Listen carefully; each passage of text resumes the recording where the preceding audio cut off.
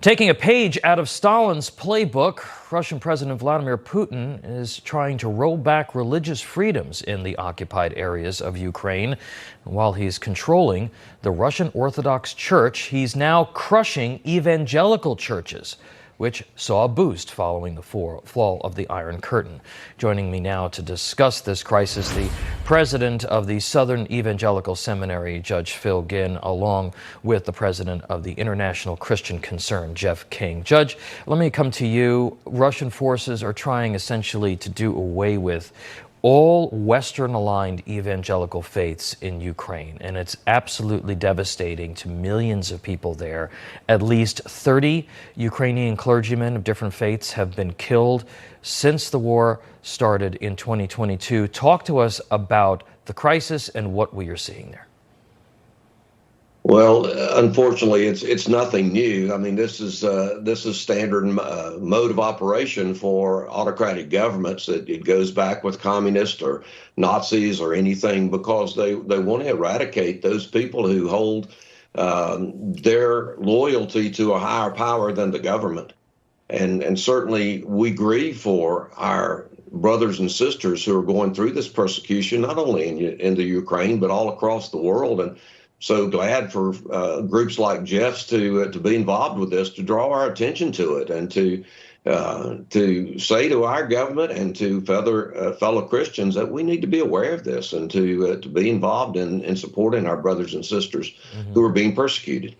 Jeff, this is much like the darkest days of Soviet rule, where Joseph Stalin's regime arrested hundreds of and killed thousands of Christian ministers, Catholic priests. They destroyed churches. They turned churches into sort of community centers for communist propaganda. Talk to us about what you've been seeing and how your organization has been trying to help here. Yeah, well, I would echo what Judge Ginn said. You know, first of all, this is it's standard operations for the Russians. And, you know, they've tightly controlled the Russian Orthodox Church. And you would think that kind of fell apart, or they would let that go after the fall of the Soviet Union, but it hasn't. And so the repression of evangelicals in Russia proper has been going on forever. It's just nonstop. So it had decreased slightly with violence, you know, compared to like Stalin's time or something like that, but absolutely going on. But now it's up significantly in the context of war, and it's no holds barred for the Russians on Ukrainian territory. They've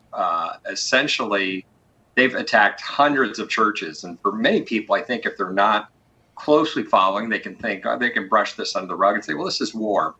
This is different. It's the context of war, but they're absolutely targeting evangelicals. They've probably attacked 600 churches. I've interviewed numerous victims of what's going on, and pastors are targeted. They're beaten, tortured. Some have been killed. Judge, this is about religion, okay, obviously, but it's also about Western influence, because so many of these evangelical churches were founded by Westerners, were founded by Americans and missionaries who came over to Ukraine after the fall of the Soviet Union. So there's a political angle to this as well. Talk to us about that. Well, there's no question about that. If you go back to our history, you could argue that America is not a Christian nation, but certainly the foundations of our nation were based on, to a great extent, the Judeo-Christian heritage that we have. And so that is, in fact, one of the issues that is involved with this particular situation. But again, it goes back to a people who follow a higher power than the government. And unfortunately, we're already seeing vestiges of persecution coming to American shores as well. Not in the same sense that we see it in the Ukraine in terms of violence, but certainly in terms of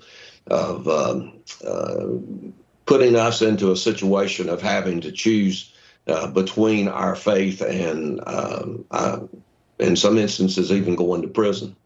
Jeff, Putin kind of plays a Christian on television, and that's all sort of his act. But he's clearly an atheist and a Stalinistic figure, you know, being an old KGB guy himself, right? Zelensky is accused often by folks in this country of infringing on the rights of Russian Orthodox Christians.